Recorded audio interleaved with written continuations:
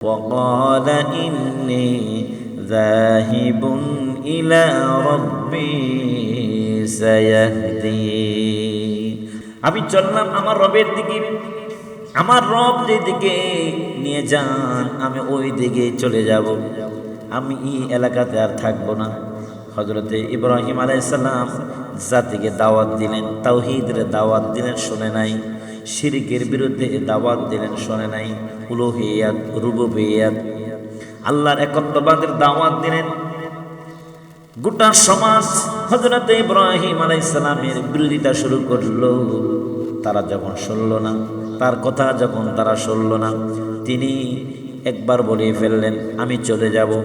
ওয়াকালা ইন্নী যাহিবুন ইলা রাব্বি সায়াহদিন।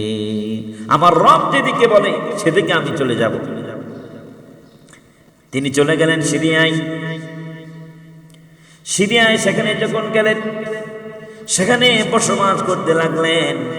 আর আল্লাহ রাব্বুল আলামিনের কাছে দোয়া করতে লাগলেন, রব্বুল আলামিন, আমি তো বয়স সন্ধিখানে চলে এসেছি। আমার কোনো উত্তরাধিকারী কেউ নাই, না কোনো সন্তান আছে, না ছেলে আছে, না মেয়ে আছে। রব্বুল আলামিন, আমি চলে যাওয়ার পর তোমার একত্ববাদের দাওয়াত কে দিবে? তোমার রুবুবিয়্যাত, তোমার উলুহিয়্যাত, তাওহীদের একত্ববাদের দাওয়াত কে দিবে? শিরকের বিরুদ্ধে কে অবস্থান নেবে? শিরক এবং কুফরের বিরুদ্ধে কে দাওয়াত দিবে? তোমার তাওহীদের একত্ববাদের দাওয়াত কে দিবে? এই জন্য ইব্রাহিম আলাইহিস সালাম আল্লাহ রাব্বুল আলামিনের কাছে দোয়া করলেন, বললেন, রব্বি হাবলি মিনাস সালিহিন। আয় আল্লাহ, আমাকে দিনদার, ঈমানদার, মুত্তাকি, নেককার, ধৈর্যশীল, সহনশীল একটি সন্তান আল্লাহ আমাকে দান করো। হযরত ইব্রাহিম আলাইহিস সালাম দোয়া করলেন কার কাছে? আল্লাহর কাছে দোয়া করলেন। কোনো মাজারের কাছে চাইলেন না, কোনো নবীর কাছেও চাইলেন না, কারো মাধ্যম ধরলেন না, সরাসরি আল্লাহ রাব্বুল আলামিনের কাছে চাইলেন। আমার ভাইরা, অসংখ্য নবী এবং রাসূল পৃথিবীতে এসেছে, যাদের অনেকে কোনো সন্তান ছিল না। তার মানে কি তারা মন খারাপ করেছে? না, সন্তান নাই, এটাই তাদের জন্য কল্যাণ। আল্লাহ যদি চান, আল্লাহ যাকে চান তাকে সন্তান দেবেন, যাকে চান না তাকে সন্তান দিবেন না। এখানে রাগ করার কিছুই নাই, মন খারাপের কিছুই নাই। আপনি চাচ্ছেন সন্তান, আপনি তো চাইবেন নেককার দিনদার সন্তান। যদি এটা কল্যাণ হয় আপনার জন্য, অবশ্যই আল্লাহ আপনাকে দিবেন। সন্তান দেন না, তার মানে এটার মধ্যেই আপনাকে আপনার কল্যাণ রয়েছে। এই তাকদীরের উপরে বিশ্বাস রাখতে হবে। তো আমার ভাইরা, হযরত ইব্রাহিম আলাইহিস সালাম আল্লাহর কাছে দোয়া করলেন, রব্বুল আলামিন, একটা সন্তান আল্লাহ আমাকে দান করেন, যে সন্তান আমি চলে যাবার পর এই ভূখণ্ডে, এই পৃথিবীতে দ্বীনের কাজ করবে, তোমার একত্ববাদের দাওয়াত দিবে, একত্ববাদের দিকে মানব মণ্ডলীকে আহ্বান করবে। আল্লাহ রাব্বুল আলামিন দেখলেন ইব্রাহিম আলাইহিস সালাম কাকুতি মিনতি সহকারে কান্না জড়িত কণ্ঠে বলতে লাগলেন, দোয়া করতে লাগলেন। বয়স হলো 86 বছর বয়স। 86 বছর বয়স। তিনি চিন্তা করলেন, এত বৃদ্ধ বয়সে সন্তান হবে কি হবে না তাও আমি জানি না, তবে এই বয়সেও আমার আল্লাহ আমাকে সন্তান দিতে পারেন। এইদিকে হযরতে সারা আলাইহিস সালাম তিনিও চিন্তা করলেন, আমি তো বান্দা, আমার কোনো সন্তান হবে না, সন্তান নাই। তারপরে হযরতে আম্মা জান হাজরা আলাইহিস সালামকে বিবাহ করলেন। হাজরা আলাইহিস সালামকে বিবাহ করলেন। বিবাহ করার পরে সংসার শুরু করলেন। আর এই দিক দিয়ে দোয়া করতে লাগলেন, আল্লাহ গো, একটি সন্তান আমাকে দেন না। কত মানুষকে কত সন্তান আপনি দান করেছেন। আমি তো আপনার পয়গম্বর, আমি আপনার রাসূল। আল্লাহ, আমি আপনার জন্য দোয়া করতেছি, রব্বি হাবলি মিনাস সালিহিন। দেখছেন দোয়া কিভাবে করতে হয়? নবীদের থেকে শিক্ষা গ্রহণ করতে হবে।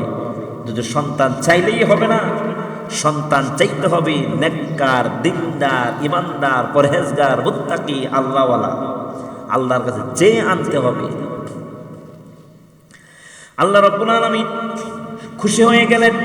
আল্লাহ রাব্বুল আলামিন তখন ঘোষণা করে দিলেন, আল্লাহ পাক বলেন, ফাবাশশারনাহু বিগুলামিন হালিম।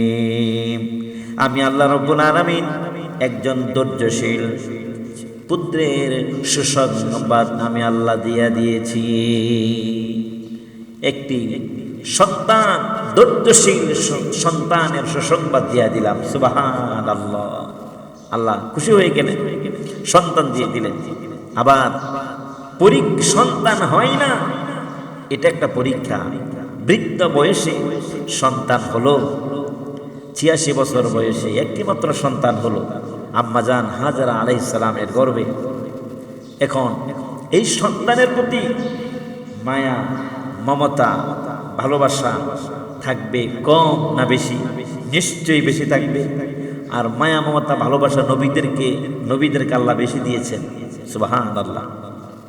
উম্মতের কান্ডারিটা তারা। এই জন্য নবীদের আচার আচরণ কত সুন্দর হয়, কত ধৈর্যশীল হয়। নবীদের ঈমানকে আল্লাহ তাআলা ফিট করে দিয়েছে। নবীদের চিন্তা চেতনা এটা জন্মগতভাবেই আল্লাহ তাআলা এটা নিয়ন্ত্রণ করেন। এই জন্য নবীরা কোনো গুনাহের চিন্তাও করতে পারেন না। সমস্ত নবীরা আল্লাহ নিয়ন্ত্রিত, আল্লাহ কর্তৃক নিয়ন্ত্রিত। তাদের মন মগজে, মন মস্তিষ্কে সামান্য সময়ের জন্য কোনো ধরনের বাজে চিন্তা চেতনা আসে না, কারণ এগুলি নিয়ন্ত্রণ করেন কে? স্বয়ং আল্লাহ রব্বুল আলামিন। সুবহানাল্লাহ। তো ভাইরা আমার, এখন আল্লাহ রব্বুল আলামিন ৮৬ বছর বয়সে একটা সন্তান দান করলেন।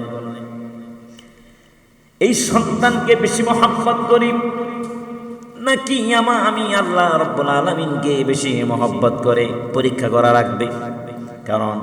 কারণ কি?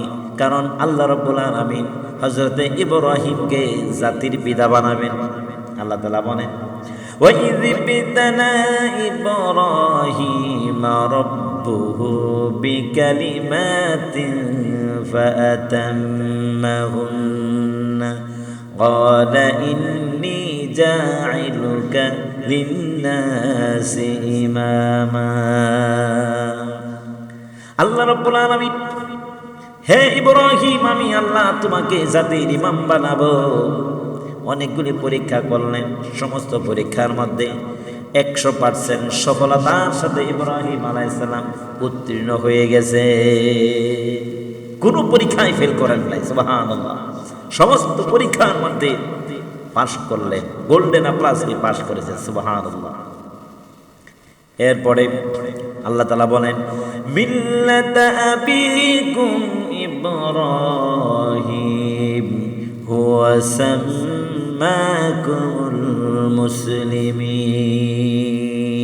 আমি তোমাকে জাতির পিতা বানাবো। সুবহানাল্লাহ। ইব্রাহিম আলাইহিস সালাম হচ্ছেন আমাদের জাতির পিতা। মন মতো কাউকে আপনি বানালেই হবে না, এই কোরআনের সাথে সাংঘর্ষিক হবে, কুফরি হবে। মন মতো কাউকে জাতির পিতা বানাবেন আর এটাই মুসলমানেরা মেনে নেবে, এত সহজ নয়। জাতির পিতা আল্লাহ কর্তৃক ঘোষিত। আল্লাহ ঘোষণা করেছেন, মিল্লাতা আবিকুম ইব্রাহিম হুয়া সাম্মাকুমুল মুসলিমিন। সুবহানাল্লাহ। ভাইরা আমার, তারপরে জন্মগ্রহণ করার পরে ইসমাঈল আলাইহিস সালাম জন্মগ্রহণ করার পর আল্লাহ পাক বললেন, হে ইব্রাহিম, তোমার এই কলিজার টুকরা সন্তানকে মক্কার মধ্যে রেখে আসো। জনমানবহীন এলাকা, মরুভূমি এলাকা, মানুষ নাই, জনপদ নাই, ফল নাই, ফল নাই, ফলমূল কিছুই নাই, জনমানবহীন, তরুলতা শূন্য মরুভয় প্রান্তর, মরুভূমি, ধুধু মরুময়, এমন একটি এলাকার মধ্যে তোমার সন্তানকে রেখে আসো আর তোমার স্ত্রীকে। কিছু করার নাই, আল্লাহ আদেশ করলেন। আল্লাহ রাব্বুল আলামিনের আদেশ অনুযায়ী হযরত ইব্রাহিম আলাইহিস সালাম তার কলিজার টুকরা সন্তান এবং তার স্ত্রীকে মক্কার মরুভূমিতে রেখে যান। নিয়ে আসলেন, সামান্য কিছু খাবার ছিল আর এক মশক পানি ছিল কোনো রকম জীবন ধারণের জন্য। সেখানে রাখলেন, এখানে থাকতে পারবেন না, ইব্রাহিম আলাইহিস সালাম তো চলে যাবেন। হযরত ইব্রাহিম আলাইহিস সালাম যখন তিনি চলে যাবেন, এমন সময় হযরতে হাজরা আলাইহিস সালাম বললেন, ওগো প্রাণের নবী, ওগো প্রাণের নবী, ওগো প্রাণের স্বামী, ওগো আল্লাহ নবী, আপনি যে আমাদেরকে এখানে রেখে যাচ্ছেন, এটা কি আল্লাহর হুকুম নাকি আপনার কোনো সিদ্ধান্ত? কয়েকবার বললেন, 3 বার বললেন, ওগো আল্লাহর নবী, এটা কার সিদ্ধান্ত? এটা আপনার সিদ্ধান্ত নাকি আমার আল্লাহর সিদ্ধান্ত? হযরত ইব্রাহিম আলাইহিস সালাম ভারাক্রান্ত মন নিয়ে চোখ থেকে পানি পড়তে লাগলো, পানি পড়তেছে। কিছুই তো করার নাই, রেখে যেতে হবে, আল্লাহর আদেশ। হযরত ইব্রাহিম আলাইহিস সালাম শাহাদাত আঙ্গুলে উঁচু করে বললেন, আল্লাহর হুকুম। হযরত হাজরা আলাইহিস সালাম তিনি তখন বললেন, আল্লাহর নবী, ওগো আল্লাহর নবী, আপনি চলে যেতে পারেন, নিশ্চিন্তে চলে যেতে পারেন, যে আল্লাহ রাব্বুল আলামিন আমাদেরকে এখানে হুকুম করেছেন রেখে যাওয়ার জন্য। আমি বিশ্বাস করি আমার আল্লাহ রাব্বুল আলামিন আমাদেরকে না খাওয়ায়া মারবেন না, সুবহানাল্লাহ, না খাওয়ায়া মারবেন না। আমার বিশ্বাস যে আল্লাহ আদেশ করেছেন এখানে রাখার জন্য, সে আল্লাহ এখানে আমাদেরকে খাবারের বন্দোবস্ত করবেন, সুবহানাল্লাহ, কোনো টেনশন নাই। খাবার দিন চলছে। হযরতে ইব্রাহিম আলাইহিস সালাম তাদেরকে রেখে চলে যাচ্ছেন। একবার সন্তানের চেহারার দিকে, সন্তানের দিকে তাকায়, স্ত্রীর দিকে তাকায়, আরেকবার সামনে রাস্তার দিকে তাকায়।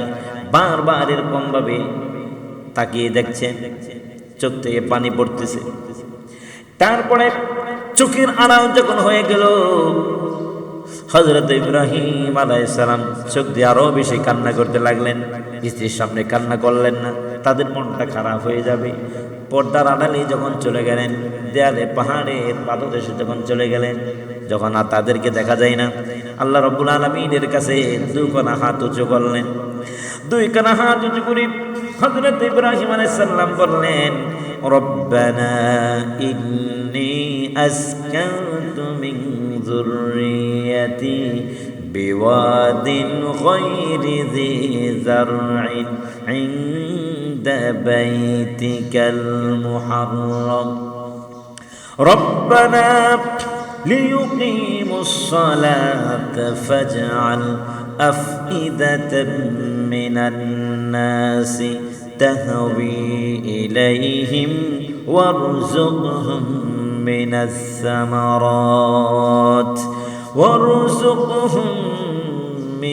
সামারাত লাআল্লাহুম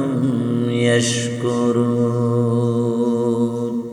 রব্বানা ইন্নী আসকানতু মিন যুররিয়াতি, হে আমাদের রব, আমি আমার সন্তানকে আপনার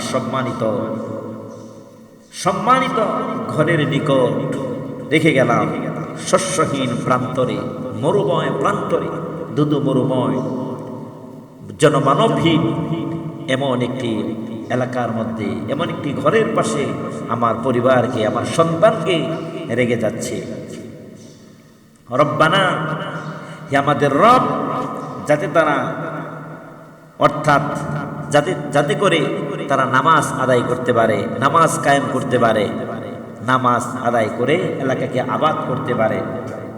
ফাজআল আফিদাতাম মিনান নাস, আর কিছু মানুষের অন্তরকে তাদের প্রতি অনুরাগী বানায়া দিও, যাতে তারা এখানে আসে। আর কি, ওয়ারযুকহুম মিনাস সামারাতি লাআল্লাহুম ইয়াশকুরুন। আর আল্লাহ গো, রিজিকের বন্দোবস্ত আল্লাহ তুমি করে দিও, যাতে তারা আল্লাহ তোমার শুকর আদায় করতে পারে, যাতে তারা শুকর আদায় করতে পারে। এমন এক এলাকা, গাছ গাছালি কিছুই নাই, মরুভূমি প্রান্তর, ধুধু মরুময় বালু প্রান্তর, কিছুই নাই, এমন একটি জনমানবহীন এলাকার মধ্যে হযরতে ইসমাঈল আলাইহিস সালাম এবং তার মা আম্মাজান হাজেরা আলাইহিস সালামকে রেখে গেলেন। রেখে তিনি ওই পাশে গিয়ে দোয়া করতে লাগলেন, কান্নাকাটি করে। আল্লাহ রাব্বুল আলামিন দোয়া কবুল করেছেন। দোয়া কবুল করেছেন। মানুষের অন্তরের মধ্যে মহব্বত, ভালোবাসা এই জায়গার প্রতি, ওই মানুষের প্রতি আল্লাহ তৈরি করে দিয়েছে। সুবহানাল্লাহ। ইব্রাহিম আলাইহিস সালাম চলে গেলেন। ইব্রাহিম আলাইহিস সালাম চলে গেলেন। হযরতে ইব্রাহিম আলাইহিস সালাম কিছুদিন পর এসে দেখে যান, সিরিয়া থেকে দেখে যান হযরতে ইব্রাহিম আলাইহিস সালাম যে সামান্য খাবারটুকু দিয়েছিলেন, এই খাবারটুকু শেষ হয়ে গিয়েছে, পানিও নাই, খাবারও নাই। এখন হযরতে ইসমাঈল আলাইহিস সালাম দুধের জন্য ছটফট করতেছে, দুধ নাই। আম্মা হাজরা আলাইহিস সালাম তিনি তো খাবার খেতে পারেন না, তার বুকে কোনো দুধ নাই, বাইরে কোনো পানি নাই। কি একটা অবস্থা, কঠিন পরীক্ষার মধ্যে ফেলে পড়লেন। আম্মা জান হাজরা আলাইহিস সালামের বুকে দুধ নাই, খাবার নাই, পানি নাই, কিছুই নাই। হযরত ইসমাঈল আলাইহিস সালাম তিনি ছটফট করতে লাগলেন দুধের জন্য, পানির জন্য। হযরতে হাজরা আলাইহিস সালাম তিনি একজন মহিলা মানুষ, তিনি পানির জন্য সাফা এবং মারওয়া দুটো পাহাড় আছে, এই সাফা পাহাড়ে একবার দৌড় দেন, একবার মারওয়া পাহাড়ে দৌড় দেন। দৌড় দিয়ে তিনি দেখেন সেখানে পানি আছে কি নাই। মনে করছেন এখানে পানি পাওয়া যাবে, অথবা কোনো পথিক, কোনো সওদাগর যদি এই দিক দিকে যায়, পাহাড় থেকে তাদেরকে দেখা যাবে, তখন তাদের সাথে যোগাযোগ করে পানির ব্যবস্থা করা যাবে, খাবারের ব্যবস্থা করা যাবে। কিছুই নাই। হযরতে আম্মা জান হাজরা আলাইহিস সালাম সাফা এবং মারওয়া দুটি পাহাড়ে 7টি চক্কর দিয়েছিলেন। এই 7টি চক্কর পাগলের মতো হয়ে গেছে। হযরতে হাজরা আলাইহিস সালাম আল্লাহর কাছে এত পছন্দ হয়েছে, সমস্ত হাজীদের জন্য আল্লাহ তাআলা এই সাফা মারওয়া সাই করাকে আল্লাহ ওয়াজিব করে দিয়েছে। সুবহানাল্লাহ। আল্লাহর কাছে এত পছন্দ হয়েছে। তারপরে আল্লাহ রাব্বুল আলামিনের কুদরতে হযরতে ইসমাঈল আলাইহিস সালাম যেখানে শুয়েছিলেন, তার বৃদ্ধাঙ্গুলির ঘর্ষণ যে জমিনের মধ্যে লেগেছে, সেখানে আল্লাহর কুদরতে একটি জমজমের পানির ব্যবস্থা আল্লাহ তাআলা করে দিয়েছে। সুবহানাল্লাহ। সেখান থেকে পানির ঝর্ণা ধারা প্রবাহিত হতে শুরু করলো। হযরতে আম্মা জান হাজরা আলাইহিস সালাম আসলেন, গোসল করলেন, ওযু করলেন। তারপরে হযরত ইসমাঈল আলাইহিস সালামকে গোসল করালেন। তারপরে কিছু পানি রাখলেন। দেখতেছে পানি কিন্তু বন্ধ হয় না। এই পানি যে প্রবাহমান ঝর্ণা দ্বারা শুরু হচ্ছে, শেষ হচ্ছে না। তখন তিনি বললেন জাম জাম, মানে থাম থাম। যদি না থামতে বললেন, পুরা মক্কা নগরী, গোটা শহর পানিতে প্লাবিত হয়ে যেত। পানির ব্যবস্থা আল্লাহ তাআলা করে দিয়েছেন। কেন? আল্লাহ রাব্বুল আলামিন এই জন্য করে দিয়েছেন যাতে করে তারা শুকরিয়া আদায় করতে পারে। আল্লাহ তাআলা বলেন, হযরত ইব্রাহিম আলাইহিস সালাম দোয়া করেছিলেন, ওয়ারযুকহুম মিনাস সামারাতি লাআল্লাহুম ইয়াশকুরুন। আল্লাহ রাব্বুল আলামিন ফলমূলের ব্যবস্থা করলেন, খাবারের বন্দোবস্ত করলেন, যাতে করে তারা আল্লাহ রাব্বুল আলামিনের শুকর আদায়কারী হতে পারে। সুবহানাল্লাহ। আল্লাহ তাআলা ব্যবস্থা করে দিলেন। এই সন্তান যখন, এই আরেক পরীক্ষা শুরু হয়ে গেল। এই সন্তান যখন বড় হতে লাগলো, 7-8 বছরে একটা সুন্দর একটি বয়সে যখন উপনীত হলো, এখন আল্লাহ রাব্বুল আলামিন স্বপ্নের মাধ্যমে ইব্রাহিম আলাইহিস সালামকে দেখালেন যে তোমার সন্তানকে তুমি জবাই করো। কার জন্য? আল্লাহর জন্য। কার জন্য? আল্লাহ পাকের জন্য। আরেক পরীক্ষা শুরু হয়ে গেল। চিন্তা করতে পারেন, একটা সন্তান, একটি বাবা 86 বছর বয়সে, 90 বছর বয়সে সন্তান জন্মগ্রহণ করলো। এই সন্তানকে আল্লাহ তাআলা স্বপ্নের মাধ্যমে আদেশ করলেন জবাই করার জন্য। কোরআন বলছে, আল্লাহ রাব্বুল আলামিন বলেন, فَلَمَّا بَلَغَ مَعَهُ السَّعْيَ قَالَ يَا بُنَيَّ ইন্নী আরা ফিল মানামি আন্নী আযবাহুকা ফানজুর মাযা তারা।